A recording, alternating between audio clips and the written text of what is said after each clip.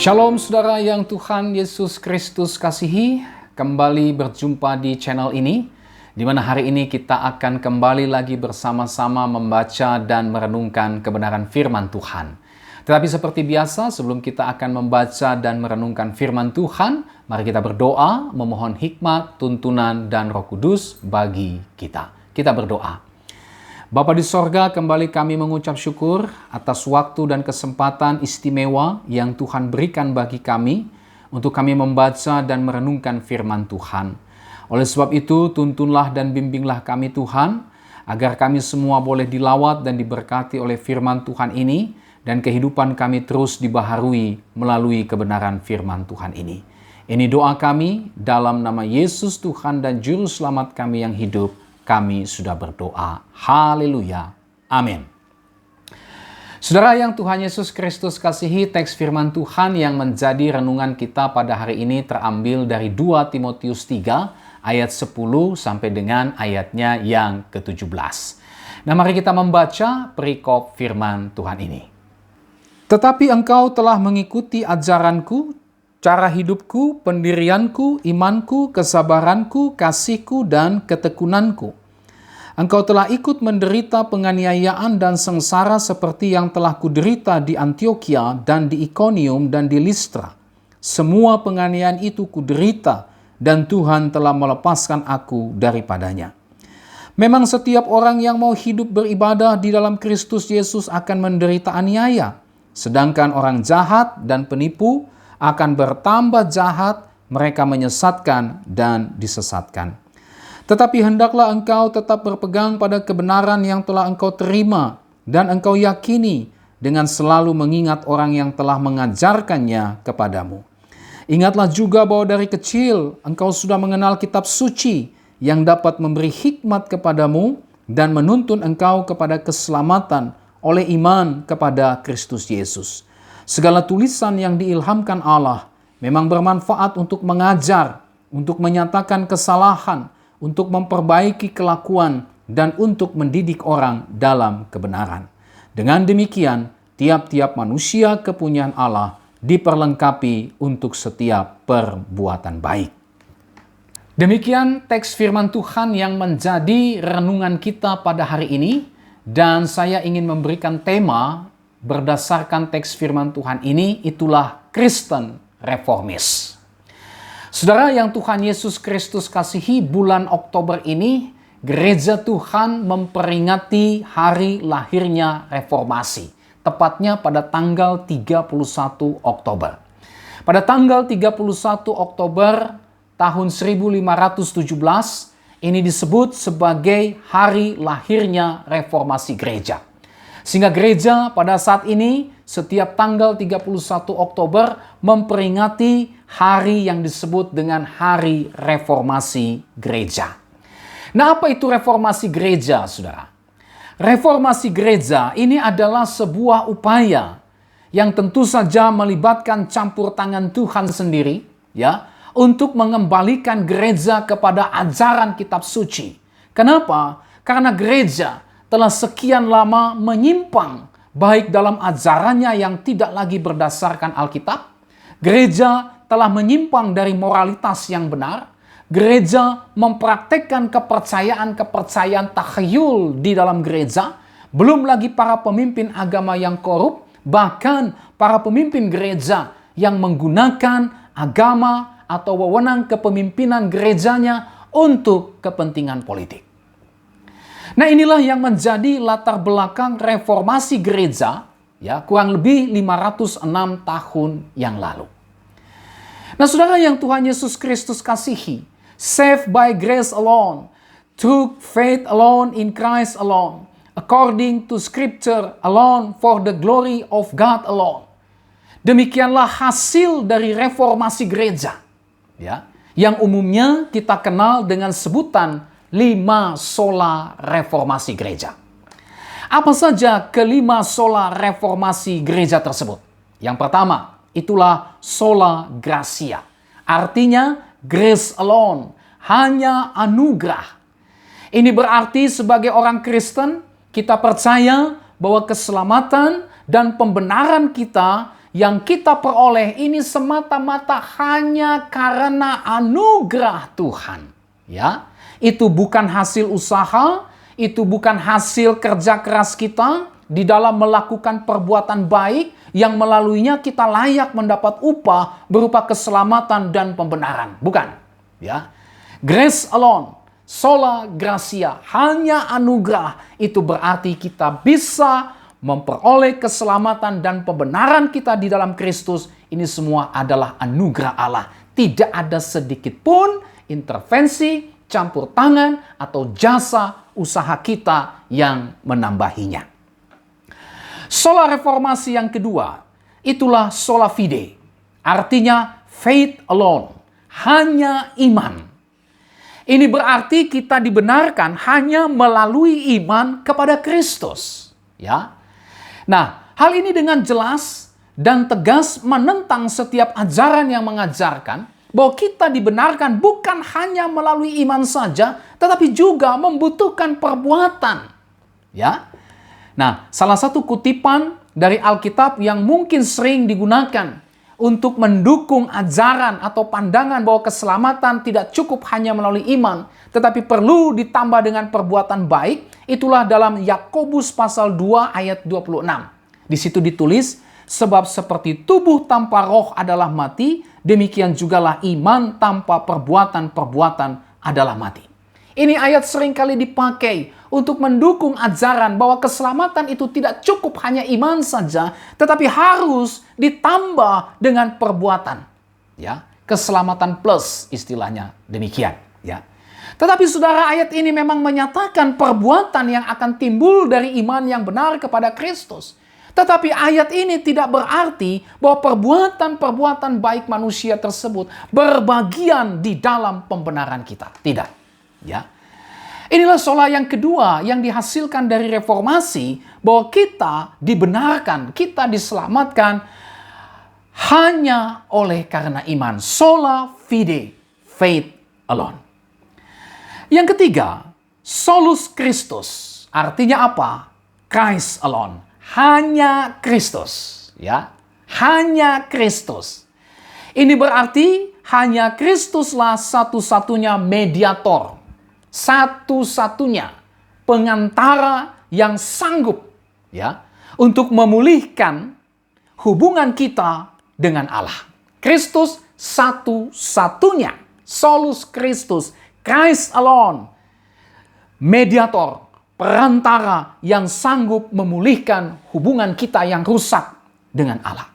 Selain Yesus Kristus, tidak ada perantara yang sanggup untuk memulihkan hubungan kita dengan Allah. Tidak ada.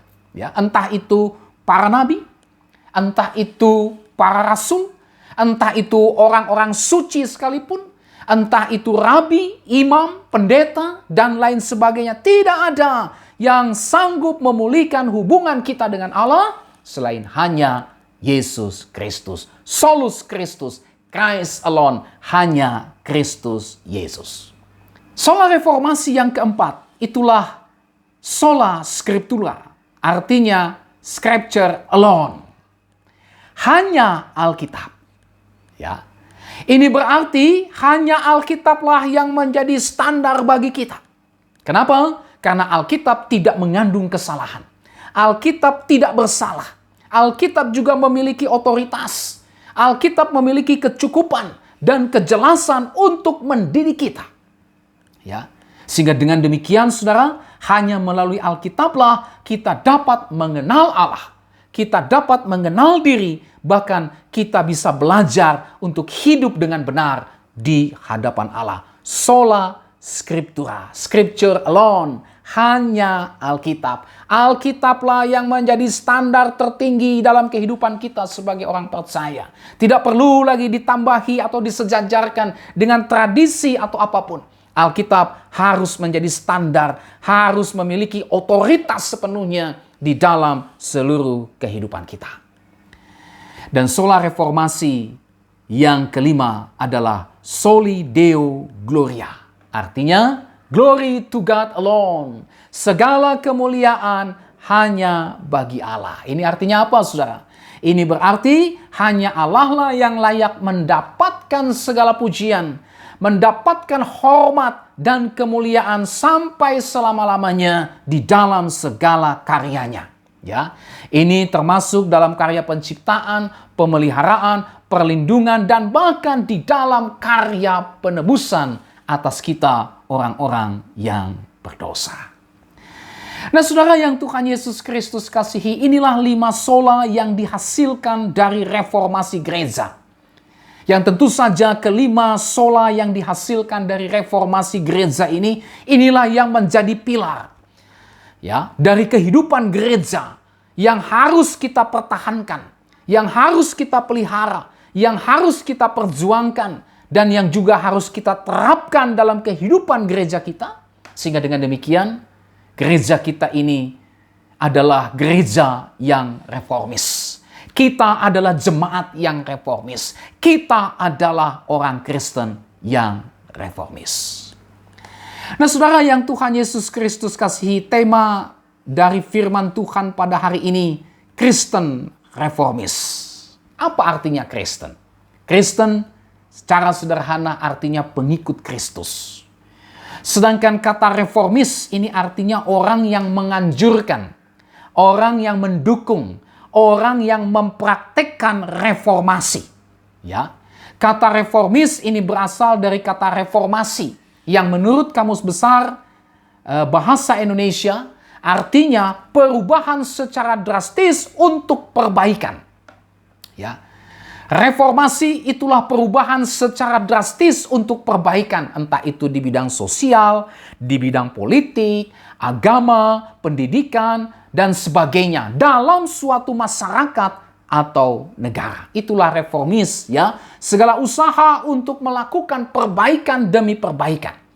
Kristen reformis artinya orang-orang yang beriman kepada Yesus Kristus yang terus-menerus membaharui dirinya dari waktu ke waktu berdasarkan ajaran Alkitab. Ya, istilah yang kita kenal Ecclesia Reformata Semper Reformanda. Nah, saudara, kembali kepada teks firman Tuhan pada hari ini. Seperti apa Kristen yang reformis itu? Berdasarkan teks firman Tuhan pada hari ini, kita dapat melihat ada 2 ciri dari Kristen yang reformis. Apa saja itu? Mari kita lihat yang pertama. Ayat 10-13, itulah mengikuti teladan yang benar. Saya ingin bacakan ayat 10. Tetapi engkau telah mengikuti ajaranku, cara hidupku, pendirianku, imanku, kesabaranku, kasihku, dan ketekunanku. Saudara perhatikan kata tetapi. Ya, kata tetapi ini merupakan sebuah kata untuk mengkontraskan dengan apa yang ditulis dalam ayat 1 sampai dengan ayatnya yang ke-9. Di dalam ayat 1 sampai dengan ayat yang ke-9 dari 2 Timotius pasalnya yang ketiga, kita bisa melihat di situ bagaimana keadaan manusia pada menjelang akhir zaman. Seperti apa kehidupan para penyesat-penyesat dan kehidupan mereka tersebut dipertentangkan oleh Paulus dengan kehidupan Timotius. Ya, setelah Rasul Paulus menguraikan kehidupan manusia pada masa yang akan datang, pada masa akhir zaman, kemudian Paulus mengkontraskannya, mempertentangkannya dengan perilaku Timotius. Tetapi engkau, Timotius, engkau berbeda dengan mereka. Engkau tidak sama dengan mereka. Engkau telah mengikuti ajaranku, cara hidupku, pendirianku, imanku, kesabaranku, kasihku, dan ketekunanku. Ya, di sini kita bisa melihat bagaimana Paulus menyebut Timotius, dia telah mengikuti teladan hidup Rasul Paulus. Sebuah kehidupan yang sangat kontras. Kehidupan di luar Kristus dengan kehidupan yang ada di dalam Kristus. Nah, saudara yang Tuhan Yesus Kristus kasihi, seperti apa teladan yang sudah diberikan kepada Timotius oleh Rasul Paulus? Sehingga Timotius pada akhirnya mengikuti teladan yang sudah diteladankan oleh Paulus kepada dia. Mari kita lihat. Yang pertama, ayat 10, mengikuti ajaran yang benar. Tetapi engkau telah mengikuti ajaranku. Saudara, Timotius telah mengikuti ajaran Rasul Paulus, yang tentu saja ajaran Rasul Paulus ini bersumber dari ajaran Yesus Kristus sendiri. Ya. Apa yang diajarkan oleh Paulus kepada Timotius, ini merupakan ajaran dari yang apa diamanatkan oleh Tuhan Yesus sendiri kepada para rasulnya. Kalau kita baca Matius 28 ayat 19 sampai dengan ayat 20.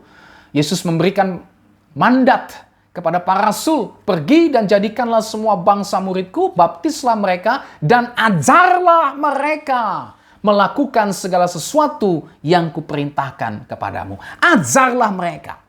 Jadi apa yang diajarkan oleh Rasul Paulus kepada Timotius adalah ajaran Yesus Kristus sendiri. Ajaran yang bersumber dari Yesus Kristus sendiri. Kepada para rasul lah Yesus Kristus mempercayakan ajaran-ajarannya untuk disampaikan kepada gereja Tuhan. Sehingga gereja Tuhan berdasar kepada ajaran para rasul, berdasar kepada ajaran para nabi dengan Yesus Kristus sebagai batu penjuru. Efesus pasal 2 ayat 19 sampai dengan ayat 20. Ya.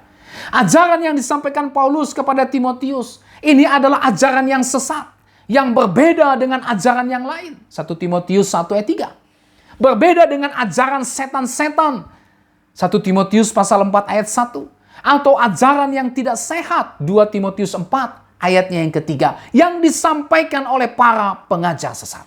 Jadi Timotius, dia telah menerima ajaran Paulus, mengikuti ajaran Paulus, bahkan menyampaikan ajaran Paulus tersebut di dalam kehidupan dan pelayanan Timotius.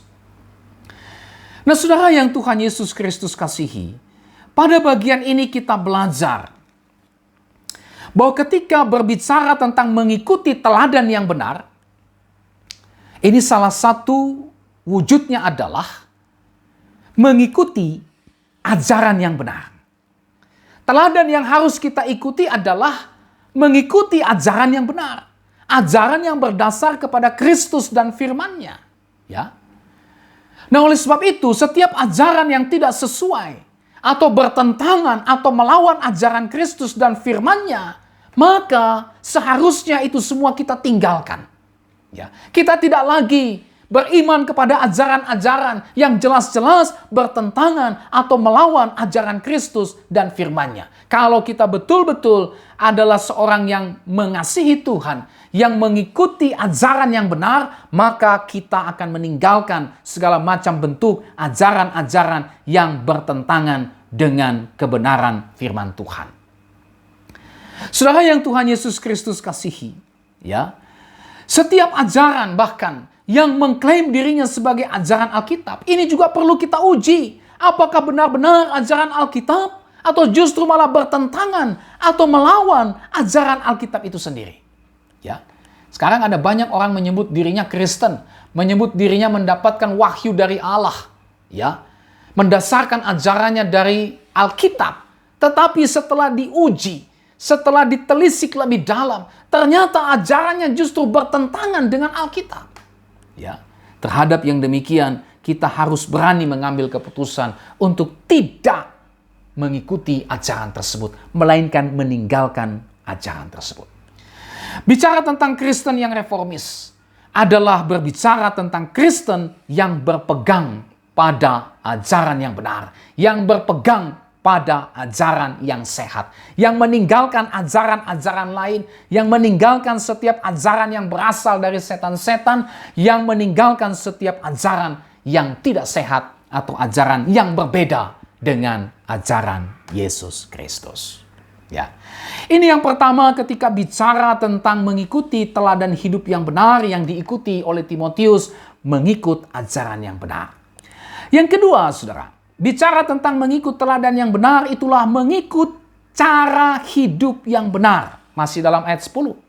Tetapi engkau telah mengikuti ajaranku, juga cara hidupku. Ya.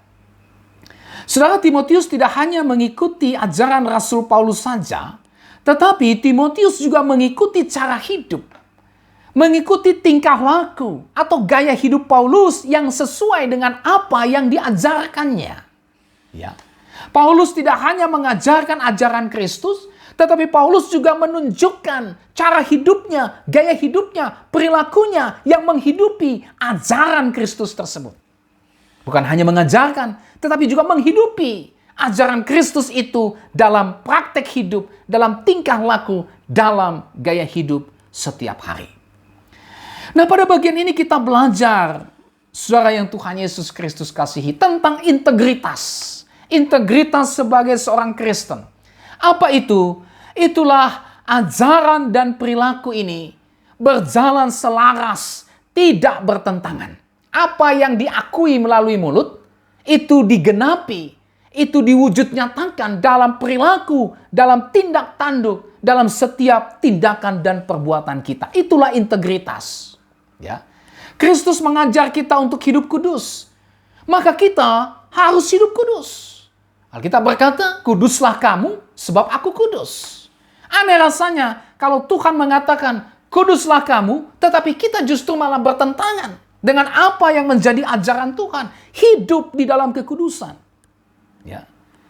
Kristus mengajar kita untuk mengasihi musuh. Maka kita harus mengasihi musuh seperti yang diajarkan oleh Kristus. Kristus mengajar kita untuk tekun beribadah misalnya. Maka sudah seharusnya lah kita tekun beribadah dan sebagainya dan sebagainya. Nah, bicara tentang Kristen reformis adalah Kristen yang berintegritas. Apa yang diimani selaras dengan apa yang dilakoni. Ya. Apa yang diyakini selaras dengan apa yang dilakukan. Apa yang diakui itu selaras dengan perbuatan tindakan setiap hari. Mengikuti cara hidup yang benar. Yang ketiga, saudara. Bicara tentang mengikuti teladan yang benar, itulah mengikuti tujuan hidup yang benar. Ayat 10. Tetapi engkau telah mengikuti pendirianku. Ya, kata pendirianku lebih tepat diterjemahkan sebenarnya tujuan. Ya. Engkau telah mengikuti tujuan hidupku. Apa tujuan hidup Rasul Paulus? Tujuan hidup Rasul Paulus setelah dia ditangkap oleh Kristus. Setelah dia dimenangkan oleh Kristus. Setelah dia diselamatkan oleh Kristus adalah bukan mengejar perkara-perkara duniawi. Bukan mengejar hal-hal yang bersifat materi. Bukan mengejar hal-hal yang fana. Bukan mengejar hal-hal yang sia-sia dan yang akan binasa. Bahkan dalam surat Filipi, Paulus mengatakan bahwa segala kebanggaan dia sebelum percaya Yesus, ya, Paulus anggap itu sampah. Ya, atau dalam teks Yunani dipakai kata skubala, artinya kotoran. Ya, mohon maaf, kasarnya itu tai. Bayangkan itu, saudara. Semua kemegahan-kemegahan duniawi itu tidak bisa dibandingkan dengan pengenalannya akan Kristus. Sehingga ketika Paulus sudah diselamatkan oleh Tuhan, maka tujuan hidupnya bukan lagi membanggakan, bukan lagi mengejar perkara-perkara materi duniawi yang fana, sia-sia dan yang akan binasa, tetapi tujuan hidup Paulus adalah mengejar hal-hal yang bersifat kekal. Mengejar hal-hal yang memuliakan Allah dan yang tentu saja membawa kebaikan bagi setiap orang. Nah, inilah yang dicontoh dan diteladani oleh seorang Timotius yang dia lihat sendiri teladan itu ada di dalam diri Rasul Paulus. Nah, saudara, pada bagian ini kita belajar untuk mengikuti tujuan hidup yang benar. Sehingga hidup kita tidak lagi dihabiskan untuk hal-hal yang sia-sia. Dulu sebelum kita diselamatkan oleh Tuhan, yang menjadi kebanggaan, yang menjadi tujuan hidup kita adalah hal-hal yang sia-sia, adalah hal-hal yang fana, bahkan yang membawa kita kepada kebinasaan. Tetapi pada saat kita percaya kepada Kristus, pada saat kita diselamatkan oleh Kristus, maka semua kebanggaan-kebanggaan dulu sebelum kita percaya kepada Kristus adalah skubala, sampah, dan kita memiliki tujuan hidup yang benar. Apa itu? Itulah kehidupan yang mengarahkan diri kepada tujuan-tujuan Allah. Ya. Saudara yang Tuhan Yesus Kristus kasih, ikutilah teladan dari orang-orang yang memiliki tujuan hidup yang benar. Sehingga hidup kita benar-benar bermakna. Hidup kita berdampak positif bagi banyak orang. Kristen yang reformis adalah Kristen yang memiliki tujuan hidup yang benar. Apa itu? Memuliakan Kristus dan menjadi berkat bagi banyak orang. Teladan yang keempat yang diikuti oleh Timotius dari seorang Rasul Paulus itulah mengikuti iman yang benar. Masih ayat 10. Tetapi engkau telah mengikuti imanku. Saudara Timotius melihat teladan iman Rasul Paulus kepada Yesus Kristus. Iman Paulus yang dinyatakan dengan ketulusan dan kesetiaannya kepada Yesus Kristus.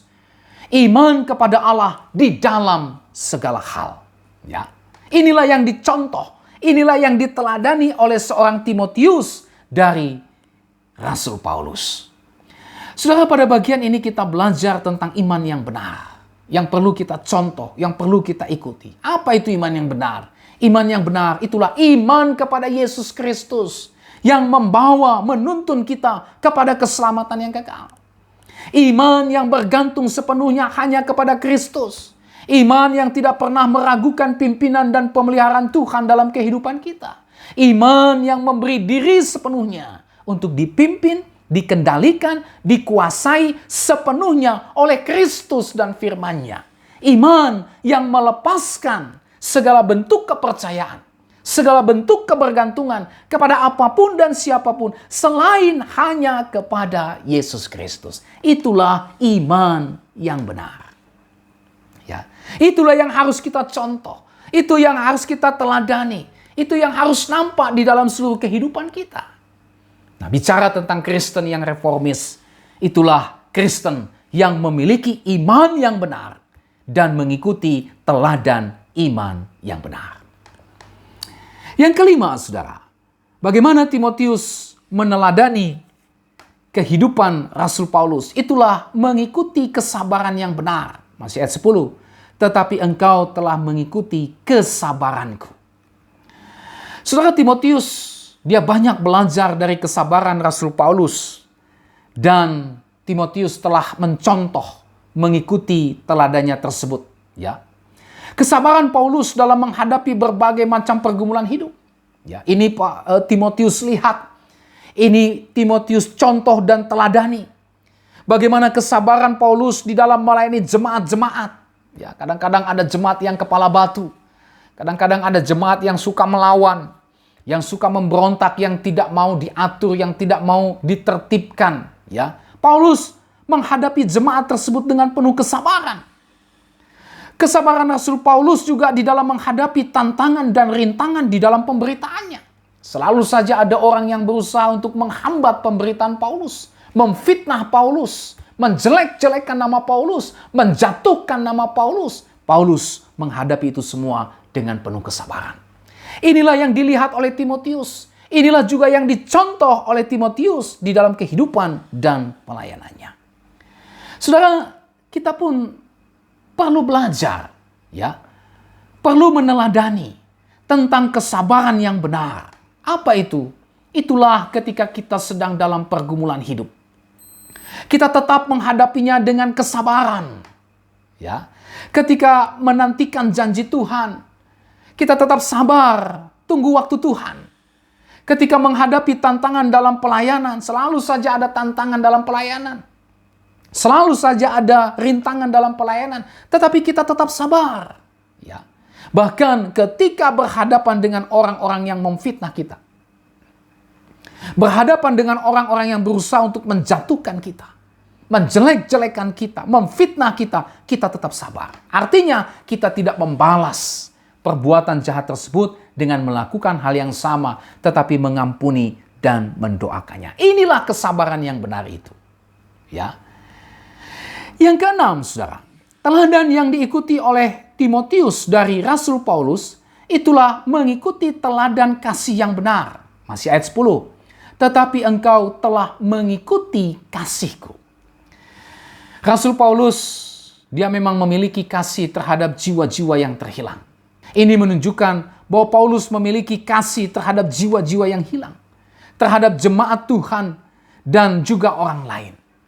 Nah, inilah yang dilihat, inilah yang dicontoh, inilah yang diteladani oleh Timotius.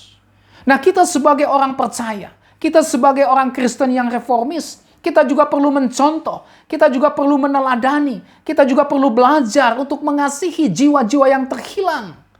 Kita mendoakan mereka serta terlibat aktif di dalam memberitakan Injil kepada mereka. Yang ketujuh, saudara, teladan Paulus kepada Timotius itulah mengikuti ketekunan yang benar. Ayat 10, tetapi engkau telah mengikuti ketekunanku.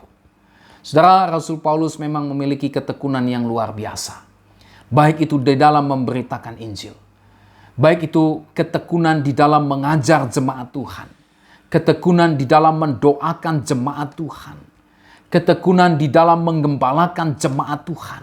Kita bisa lihat itu ya dalam surat-suratnya ketika ada jemaat yang mulai terpengaruh dengan ajaran sesat seperti misalnya di jemaat di Galatia. Paulus betul-betul sangat berduka cita. Paulus betul-betul sangat marah. Ya, inilah kemarahan yang kudus, inilah duka cita yang kudus yang berasal dari ketekunannya di dalam menggembalakan jemaat Tuhan. Dan Timotius, dia telah mengikuti teladan Paulus dalam hal ketekunannya tersebut. Nah, hal yang sama juga seharusnya terjadi dalam kehidupan kita. Kita seharusnya bertekun dalam hal-hal yang benar, saudara. Bukan justru malah bertekun kepada hal-hal yang salah. Kristen yang reformis adalah Kristen yang terus bertekun dalam hal-hal yang benar. Bukan malah justru kembali untuk bertekun melakukan hal-hal yang sia-sia. Hal-hal yang bertentangan dengan firman Tuhan. Oleh sebab itu, mari kita terus bertekun ya di dalam hal-hal yang benar. Bertekun dalam memberitakan Injil. Bertekun dalam bersekutu, bertekun dalam beribadah, bertekun dalam melayani Tuhan, bertekun dalam berdoa, bertekun di dalam memberikan yang terbaik bagi pekerjaan Tuhan dan juga bagi gereja Tuhan. Yang kedelapan, saudara, bicara tentang teladan Paulus kepada Timotius, itulah mengikuti penganiayaan dan penderitaan yang benar. Ya, saudara, Timotius dia telah ikut dan dia juga telah mencontoh, meneladani penderitaan dan penganiayaan seperti yang dialami oleh Rasul Paulus karena iman kepada Kristus dan karena Injil Kristus. Ayat 11 sampai dengan ayat 13. Dan juga penderitaan dan penganiayaan yang dialami oleh Rasul Paulus yang dicontoh dan diikuti, diteladani oleh Timotius, ini merupakan bagian dari persekutuan dalam penderitaan Kristus. Filipi pasal 3 ayat 10. Ya, Paulus pernah berkata, yang kukehendaki ialah bersekutu dalam penderitaannya. Ya. Nah, saudara yang Tuhan Yesus Kristus kasihi, di dalam bagian ini kita belajar bahwa penderitaan karena iman kepada Yesus Kristus ini adalah panggilan orang percaya. Ini adalah bagian dari hidup kita sebagai orang percaya yang sudah ditetapkan oleh Allah. Filipi pasal 1 ayat 29. Kepadamu dikaruniakan bukan hanya sekedar percaya kepada Kristus, tetapi juga menderita untuk Dia. Ya. Nah, oleh sebab itu, saudara, berbahagialah kalau kita mengalami penderitaan.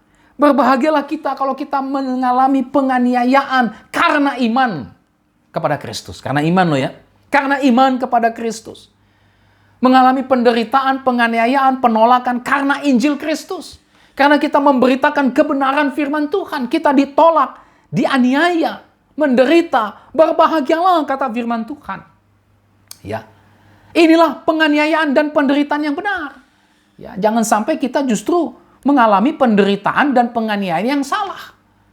Apa itu penderitaan dan penganiayaan yang salah? Penderitaan dan penganiayaan yang salah itulah terjadi oleh karena dosa dan kejahatan yang kita lakukan. Ya, ini jelas penderitaan dan penganiayaan yang salah. Ya, itu tertulis dalam 1 Petrus 2 ayat 20, kemudian 1 Petrus 3 ayat 17 dan 1 Petrus 4 ayat yang ke-15. Jangan kamu menderita, teraniaya oleh karena dosa dan kejahatan. Sia-sia itu. Tapi penganiayaan dan penderitaan yang benar itulah karena iman kita kepada Kristus. Karena kesaksian Injil yang kita beritakan. Dan itu juga merupakan sebagai bagian persekutuan kita. Kita menjadi serupa dengan Kristus. Salah satunya adalah kita meneladani penderitaan Kristus. Nah, saudara yang Tuhan Yesus Kristus kasihi, inilah 8 bentuk dari mengikuti teladan yang benar.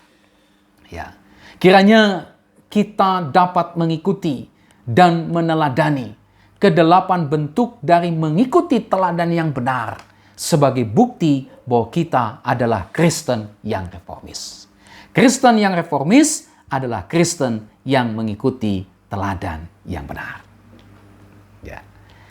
Ciri yang kedua, saudara, dari Kristen yang reformis, itulah berpegang teguh pada firman Allah. Ayat 14 sampai dengan ayatnya yang ke-17. Nah, berdasarkan ayat 14 sampai 17 ini kita bisa melihat ada beberapa prinsip penting ya ketika berbicara tentang berpegang teguh pada firman Allah. Apa saja itu? Mari kita lihat dalam ayat 14 sampai dengan ayat 15. Berpegang teguh kepada firman Allah ini diajarkan sejak dini. Ya. Tetapi hendaklah engkau tetap berpegang pada kebenaran yang telah engkau terima dan engkau yakini, dengan selalu mengingat orang yang telah mengajarkannya kepadamu. Ingatlah juga bahwa dari kecil engkau sudah mengenal kitab suci yang dapat memberi hikmat kepadamu dan yang menuntun engkau kepada keselamatan oleh iman kepada Kristus Yesus. Ingatlah juga bahwa dari kecil engkau sudah mengenal kitab suci. Berpegang teguh kepada firman Allah diajarkan sejak dini. Saudara, sejak kecil Timotius ini memang sudah mengenal kitab suci. Ya, kita bisa baca itu dalam pasal 3 ayat 15. Ya. Nah, Timotius belajar mengenal kitab suci ini dari neneknya Lois dan ibunya yang bernama Eunike. Pasal 1 ayatnya yang kelima. Nah, peranan Lois dan Eunike bagi kerohanian Timotius ini sangat vital. Ya. Karena saudara, ayah Timotius ini ternyata bukanlah seorang Yahudi. Hanya mamanya saja seorang Yahudi. Dan bapak daripada Timotius ini adalah seorang Yunani. Bahkan juga bukan seorang yang beriman. Ya, kita baca itu dalam Kisah Rasul 16 ayat yang pertama. Jadi dari nenek dan ibunya lah Timotius ini belajar kebenaran dan didorong untuk mempercayai kebenaran itu sejak dari kecil. Nenek dan ibunya ya bersungguh-sungguh untuk mengajarkan kebenaran firman Tuhan kepada Timotius sejak kecil. Nah, yang menarik saudara, kata dari kecil, ya. Ingatlah juga bahwa dari kecil engkau sudah mengenal kitab suci. Istilah dari kecil ini secara hurufiah bahkan seharusnya diterjemahkan sejak baru lahir. Ya. Nah, maksudnya apa? Kok bisa belajar kitab suci sejak baru lahir? Seperti apa maksudnya? Tentu saja Paulus di sini sedang tidak membesar-besarkan bagian ini, saudara. Karena ternyata di dalam kehidupan orang Israel, ya, kita bisa melihat kehidupan orang Israel memang sudah bersentuhan dengan kitab suci sejak kecil. Contohnya apa? Contohnya setiap bayi orang Israel yang telah dilahirkan umur 8 hari disunat. Ya. Ini merupakan bentuk upaya pengajaran kitab suci yang diajarkan sejak kecil. Usia 8 hari bayi Israel itu disunat. Ya. Kemudian usia 5 tahun, usia 12 tahun, mereka dididik secara formal dalam pendidikan agama. Ya. Dan pendidikan agama itu, pendidikan kerohanian itu dilakukan bahkan di dalam keluarga. Ya. Pembacaan kitab suci, ini biasanya bagi orang tua yang bisa membaca, mereka membacakan kitab suci itu kepada anak-anaknya di rumah mereka. Bagi setiap orang tua yang mungkin tidak bisa membaca, mereka menceritakan kisah-kisah perjalanan sejarah orang Israel bersama dengan Allah kepada anak-anak mereka sebagai bagian dari pembentukan pengajaran kitab suci kepada anak-anak orang-orang Yahudi tersebut. Kita bisa baca misalnya dalam Ulangan 6 ayat 6 sampai 9. Ajarkanlah berulang-ulang kepada anak-anakmu. Inilah yang dilakukan oleh orang-orang tua Yahudi terhadap anak-anak mereka. Tidak heran saudara, pada akhirnya Timotius dia mengenal kitab suci. Nah, yang menarik kata mengenal di sini bukan hanya sekedar mengetahui. Mengenal di sini punya arti sebuah tindakan yang sudah dilakukan sejak dulu dan hasilnya masih terus berkelanjutan. Dengan kata lain, Timotius bukan hanya mempelajari kebenaran, tetapi dia juga mengalami kebenaran itu.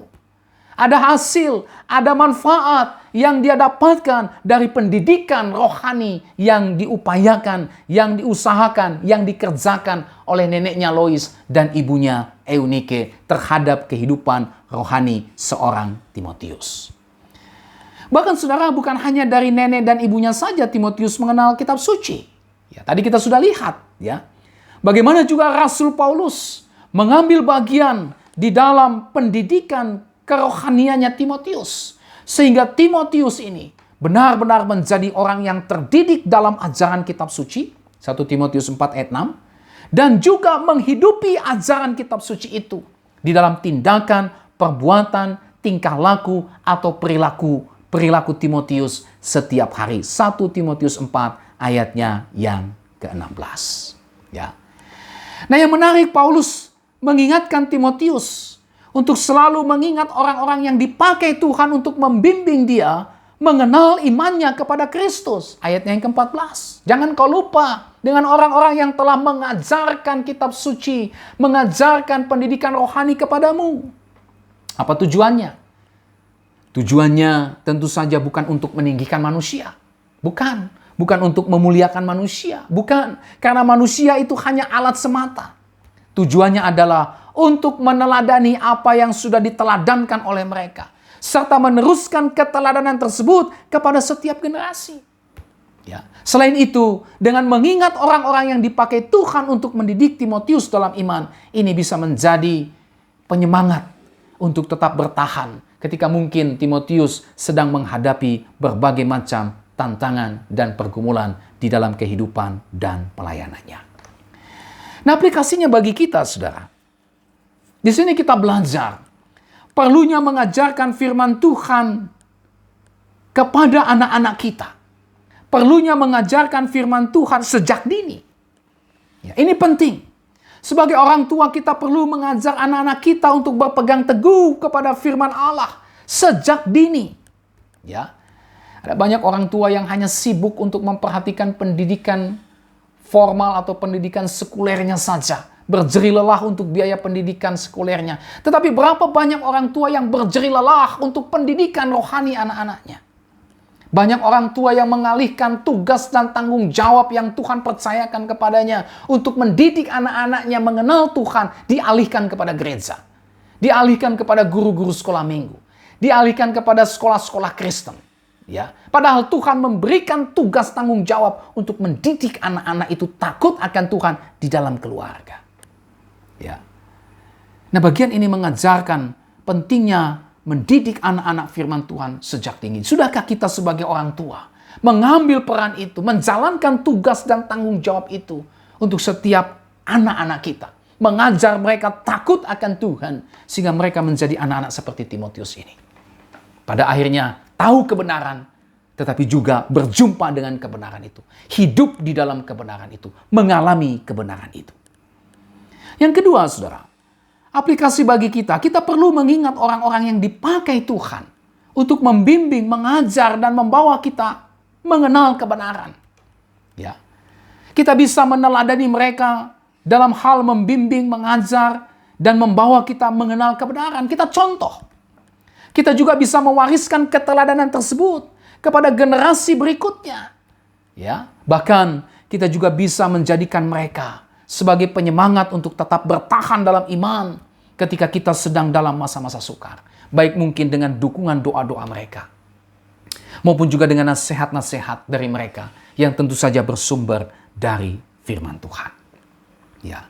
Inilah yang pertama ketika bicara tentang berpegang teguh pada firman Tuhan.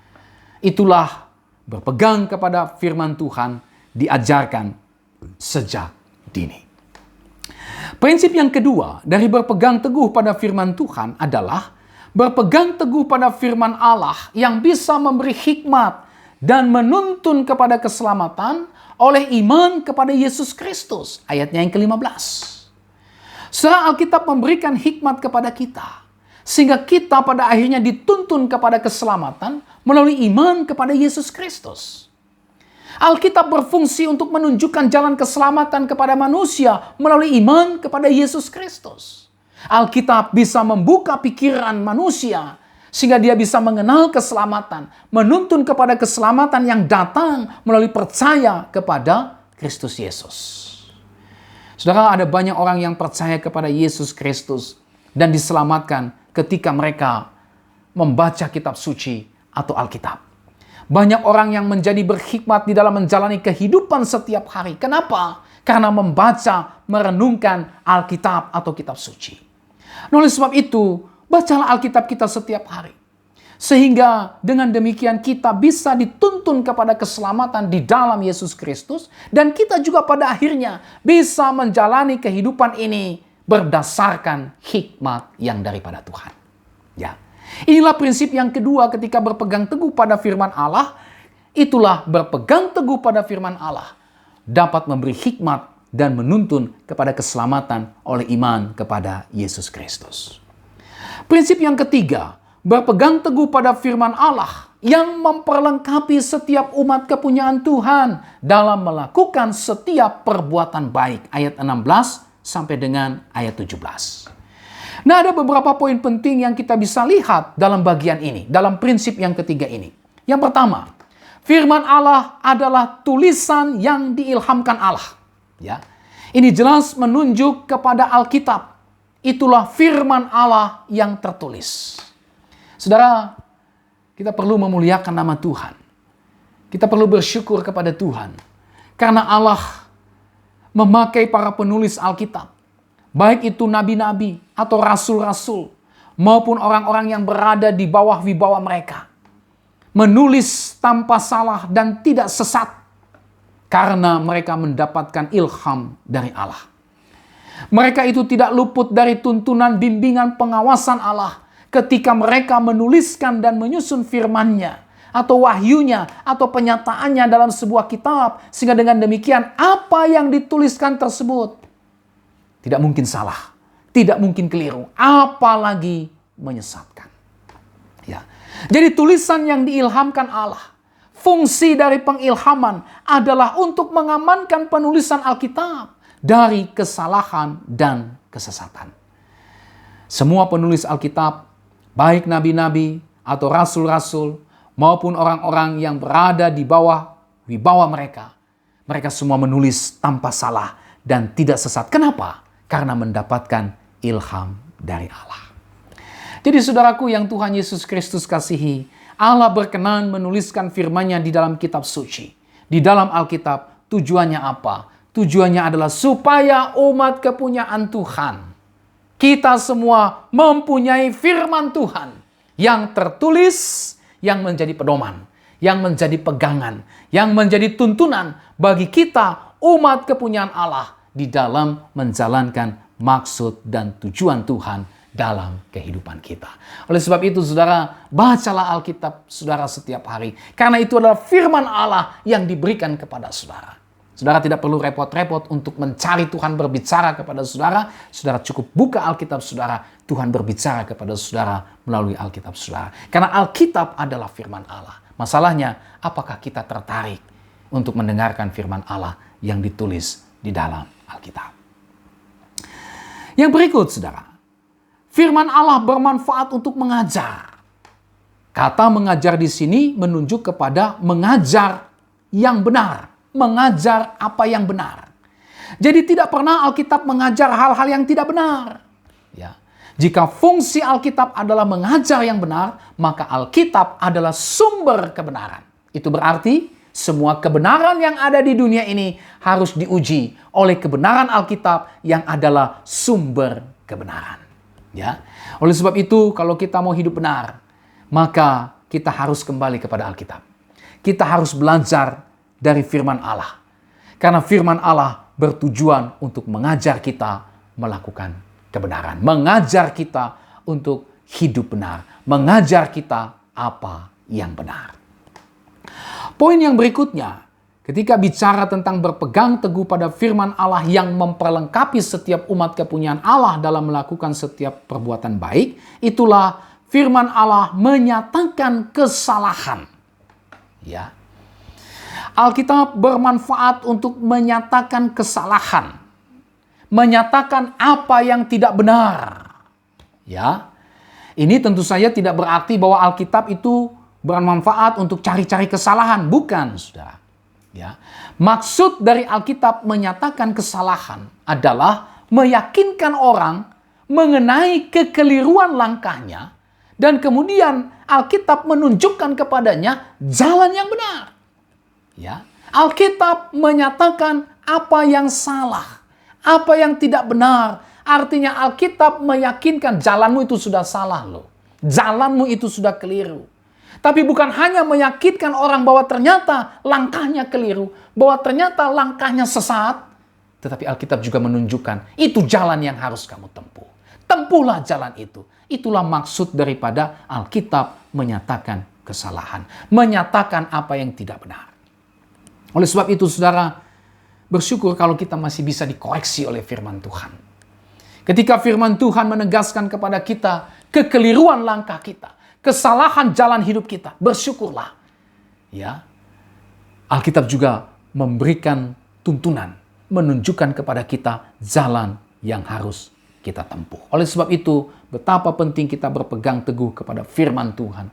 Karena firman Tuhan berkuasa untuk menyadarkan kesalahan atau kekeliruan langkah kita dan memberikan petunjuk supaya kita pada akhirnya kembali ke jalan yang benar. Puji Tuhan. Poin yang berikutnya, itulah memperbaiki kelakuan. Berbicara tentang bagaimana supaya benar. Memperbaiki. Ya, kata memperbaiki ini bisa juga diartikan mengoreksi. Ya, correction, mengoreksi, itulah membetulkan. Memperbaiki, memeriksa. Ya. Kata ini juga diterjemahkan sebagai meletakkan dalam kondisi atau keadaan yang tepat, pantas. Ya. Bisa juga diartikan lengkap, sempurna, sepenuhnya. Saudara, firman Tuhan berkuasa untuk membimbing kita supaya hidup kita benar dan tidak bergeser dari kehidupan yang benar tersebut. Ya, inilah maksudnya memperbaiki kelakuan. Bagaimana supaya kamu bisa hidup benar? Alkitab adalah jawabannya. Oleh sebab itu, bacalah, pelajarilah, renungkanlah firman Tuhan setiap hari supaya kita tahu bagaimana supaya saya hidup benar sesuai dengan petunjuk firman Tuhan. Makin kita jauh dari Alkitab, makin kita malas membaca Alkitab, maka kita tidak akan pernah tahu bagaimana menjalani kehidupan yang benar sesuai dengan kehendak Tuhan. Yang terakhir, mendidik orang dalam kebenaran. Ini bicara tentang bagaimana supaya tetap benar. Saudara, kata mendidik ini diterjemahkan dengan melatih. Bisa juga diartikan mengarahkan, menunjukkan, mendisiplinkan. Itu mendidik. Dilatih, diarahkan, ya, diberi petunjuk, didisiplinkan. Mendidik orang dalam kebenaran berarti orang itu dilatih untuk hidup dalam kebenaran. Orang itu diarahkan hidupnya supaya hidup dalam kebenaran. Orang itu ditunjukkan jalan yang benar. Orang itu harus didisiplinkan supaya orang itu bisa hidup baik dan benar. Inilah manfaat berkat dari firman Allah mendidik orang dalam kebenaran. Sekali lagi, kalau kita mau supaya hidup kita tetap benar, maka kita harus terbuka untuk dididik oleh firman Tuhan. Kita harus terbuka untuk dilatih, diarahkan, diberi petunjuk, didisiplinkan kalau boleh oleh firman Tuhan. Ya. Jangan saudara tersinggung ketika saudara mendengar firman Tuhan yang menegur, mendisiplinkan saudara. Saudara harus bersyukur karena ini bicara Tuhan mau supaya kita tetap hidup benar. Tuhan tidak mau kita justru keluar dari kebenaran. Itu sebabnya kita perlu membaca Alkitab. Kita perlu mempelajari Alkitab. Kita perlu merenungkan kebenaran firman Tuhan dan melakukannya supaya kehidupan kita tetap benar di hadapan Tuhan. Nah, saudara yang Tuhan Yesus Kristus kasihi, inilah ketiga prinsip penting dari berpegang teguh pada firman Allah. Ya, itulah berpegang teguh pada firman Allah diajarkan sejak dini. Berpegang teguh pada firman Allah ini memberi hikmat dan menuntun kita kepada keselamatan oleh iman kepada Yesus Kristus.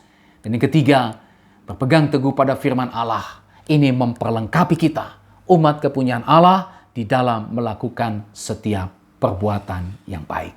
Nah, kiranya ketiga prinsip penting ini dapat terrealisasi dalam kehidupan kita sebagai orang Kristen yang reformis. Kristen yang reformis adalah Kristen yang terus berpegang teguh pada firman Allah. Puji Tuhan, inilah seluruh renungan kita yang sudah kita lihat bersama-sama tentang Kristen reformis. Ada dua ciri penting yang sudah kita lihat dari Kristen reformis berdasarkan firman Tuhan ini. Kiranya kedua ciri tersebut, ya, dari Kristen yang reformis itu kita perjuangkan dalam kehidupan kita, sehingga pada akhirnya kita dapat hidup dalam kedua ciri dari Kristen yang reformis itu. Itulah mengikuti teladan yang benar dan berpegang teguh pada firman Tuhan. Tuhan Yesus memberkati kita dengan firman-Nya. Amin. Mari kita berdoa. Bapa di sorga, terima kasih untuk renungan firman Tuhan pada hari ini. Hati kami disegarkan, dikuatkan, diteguhkan, dikoreksi, ditegur. Bahkan juga terus diingatkan kembali. Untuk kami menjadi orang-orang Kristen yang reformis. Terus memberi diri untuk terus dibaharui. Terus memberi diri untuk terus diubahkan oleh Tuhan. Terus mengupayakan perbaikan-perbaikan kepada arah yang sudah ditetapkan di dalam Alkitab yang adalah firman Tuhan sendiri. Tolonglah kami ya Tuhan, agar kami dapat melakukan seluruh ajaran firman Tuhan pada hari ini. Jadikan kami sebagai gereja yang reformis. Jadikan kami sebagai orang Kristen yang reformis, yang memuliakan Allah, dan kehidupan kami berdampak bagi banyak orang. Berkati kami semua dengan firman-Mu pada hari ini. Dalam nama Yesus kami berdoa. Haleluya. Amin. Sampai kita berjumpa kembali saudara. Tuhan Yesus memberkati saudara dan shalom.